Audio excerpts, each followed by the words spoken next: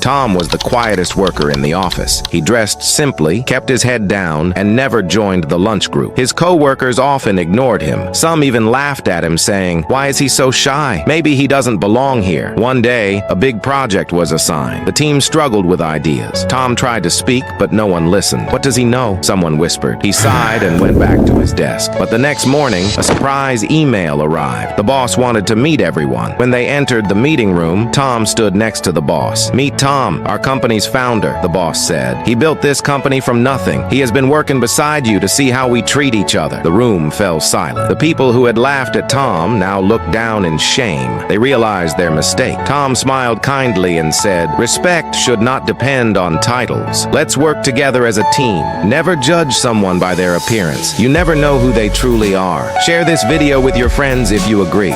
I recently noticed something strange. Jewelry I inherited from my family was gone. Then I saw the bank withdrawals. When I asked my boyfriend, he admitted he sold my jewelry for a surprise vacation. He thought I'd appreciate the trip more than my family's heirlooms. I was devastated. These weren't just things, they were memories, pieces of my family. How could he not understand that? I told him he had to leave. I couldn't stay with someone who would betray my trust like that. He accused me of being ungrateful, but I knew this was more than that. A few days later, the police called. He has a history of bank and mortgage fraud. This man I thought I knew was hiding so much more.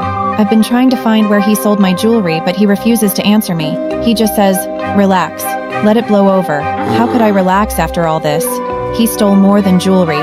He stole my trust, but I won't let him take my future. The hospital was on fire. Everyone ran outside screaming, but this woman sat on her knees in the hallway, praying. People yelled at her, "Lady, are you crazy? Get out!" But she didn't move. She kept praying. A nurse grabbed her arm. "The building will collapse. Move!" The woman smiled. "God has a plan." The nurse shook her head. "You're insane!" Then she ran away. The fire spread quickly. Smoke filled the halls. Still, the woman prayed. A firefighter found her. "Ma'am, we have to go now." She looked. "Wait, God told me to stay here." He thought she was losing her mind from the smoke. Suddenly, they heard crying, a baby's cry. It came from behind a locked door nearby. The firefighter tried to break it down but couldn't. The woman pulled out a key from her pocket. "I'm a janitor here. This opens every door." They found a newborn baby left behind in the chaos. The woman picked him up gently. "God knew," she whispered. The firefighter stared in shock. If she had run outside, they never would have heard the baby's cries over the alarms. Outside, the baby's mother saw them and cried with joy. "My son, I thought I lost him forever." If you've ever felt guided by something greater, drop a heart and subscribe. A woman had a big belly, and everyone thought she was going to have a baby. But one day, when she came back to her room, their dog, Max, jumped on her. Pop! A balloon inside her shirt burst. She looked scared. Therefore, she quickly took another balloon from her bag, blew it up, and hid it again. The woman didn't like Max. One evening, while everyone was busy, she took Max to the deck. She looked around and put him on a small lifeboat. Then, she pushed the boat into the ocean. But a police officer on the ship saw everything. Therefore, she rescued Max and started looking for his family. That night, a girl woke up and heard her stepmom talking on the phone. "I am not really pregnant," she said. "I just don't want my husband to leave me." The girl was shocked, but stayed quiet. The next day, during a big dinner party, the police officer walked in with Max. The husband was so happy, but the officer said, "Your wife left him in the ocean." The husband was confused, but the girl walked up to her stepmom and touched her belly. Pop!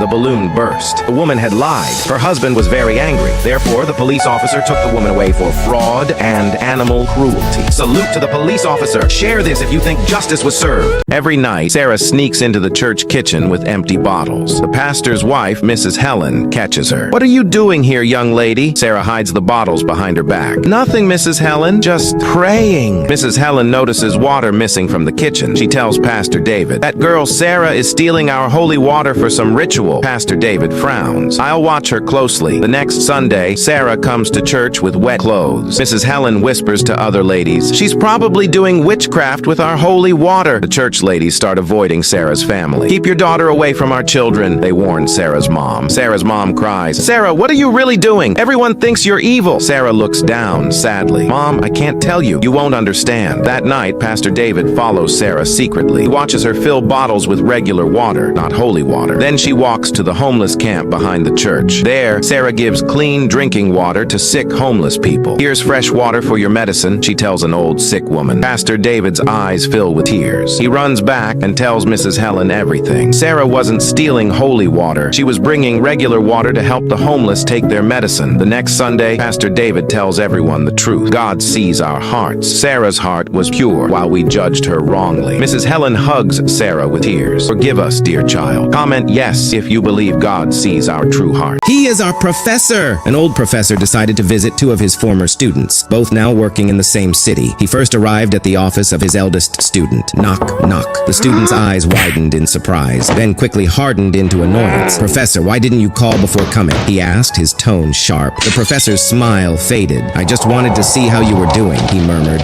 Inside, the student didn't offer him a seat, didn't pause his typing. "I'm really busy right now," he said, barely sparing a glance. "I'll have my assistant call you a cab." Heart heavy, the professor left. At the second student's office, he hesitated. Would it be the same? Suddenly, the door swung open. "Professor!" The younger student beamed. He rushed forward and embraced him warmly. "Come in, please, have a seat. Would you like coffee? Tea?" A junior colleague entered, eyes wide with admiration. "Professor, I've heard so much about you." The professor's eyes filled with tears. "Why are you crying, sir?" the younger student asked, concerned. Wiping his eyes, the professor smiled sadly. "I just remembered how differently I was treated before." "You need to change his name," Amelia said seriously, her eyes locking with mine. "It's weird that your dog has the same name as my son, but Cooper has been my dog for 4 years. He knows his name. I don't care. It's confusing for family gatherings. People will mix up the names and it's disrespectful to my son." I shook my head, trying to understand. "Why is it disrespectful? It's just a name." "But he's my Cooper now. Your dog having the same name is unfair to him." At family events, my mom told me to consider it for the sake of peace. My dad thought Amelia was overreacting, but Amelia kept avoiding me, and the situation got worse. One evening, she said, "I hope you realize how selfish you're being." Days passed and nothing changed. Then, one day, my nephew, little Cooper, came running to my dog. "Cooper," he shouted, throwing a ball. My dog, Cooper, chased it happily. "Do you like your name?" "Yes,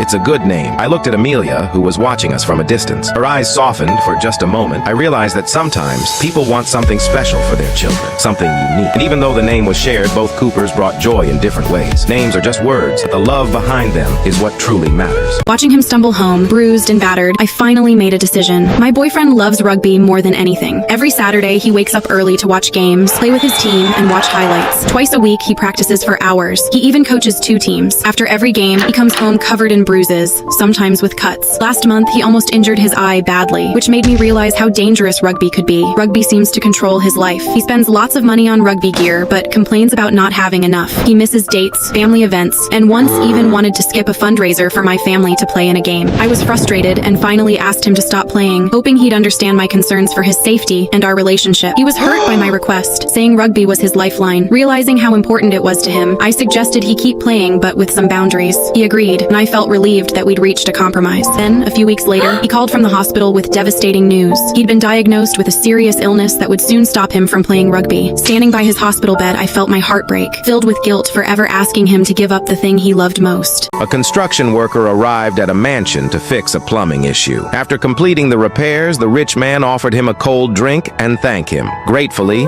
the worker accepted. Just then, his phone rang, and as he pulled it out, some money slipped from his pocket without him noticing. The rich man's assistant, who was standing nearby, saw the money fall and quietly placed his foot over it, hiding it from sight. However, the rich man noticed this dishonest act. At the same time, the worker answered the call. It was a doctor from the hospital informing him that his daughter's urgent surgery required an immediate payment. His face turned pale with worry, and he quickly packed up to rush to the hospital. Noticing his distress, the rich man took $1,000 from his wallet, suddenly dropped it on the ground, and said, "It looks like you dropped this. Please take it with you." Thinking it was his own money, the worker picked it up, thanked the homeowner, and left. Once he was gone, the rich man turned to his assistant and fired him for attempting to steal. A young girl stepped up to the spicy wing eating contest. The crowd laughed. "Little girl, are you lost? This is for grown-ups only." She ignored them and signed up anyway. The restaurant owner frowned. "Sweetheart, these wings will make grown men cry. Maybe try the kids menu instead?" But she shook her head firmly. "I want to compete." Round 1 began. Grown men were already sweating and gulping milk. The little girl ate calmly. No tears, no pain. The crowd whispered, "Something's not right here." By round 3, tough guys were tapping out. She kept eating like it was candy. "She's cheating somehow. It's impossible. She must be using tricks. The restaurant owner checked her mouth for numbing gel. Nothing. He was confused and suspicious. How are you doing this? She looked down sadly. I was born different. Spicy food doesn't hurt me. My doctor says my taste buds work weird. I thought maybe for once, being different could be good. The crowd fell silent. They remembered calling her a freak at school for not feeling pain like others. Now they felt ashamed. The owner smiled and handed her the prize. God gives everyone special gifts. Yours just happens to be perfect for wing contests. The crowd cheered. Finally, being different helped me win something. Drop a heart if everyone deserves to use their special talents. You only date rich guys. You're a gold digger. That's not true. I just want someone who is stable and ambitious. But what about love? What if a guy truly cares about you but doesn't have much money? The woman scoffed. Love doesn't pay the bills. Therefore, the man sighed. All right, let's make a bet. My cousin is a regular guy. No sports car, no fancy watch. Give him a chance. If you still think money is everything, I'll admit I was wrong. The woman smirked. Don't blame me when I get bored. That weekend, the woman went on a date with the cousin. He was kind, funny, and surprisingly smart. He took her to a street fair where they ate cheap but delicious food. She laughed more than she had in months, but the woman reminded herself, no money, no future. One evening,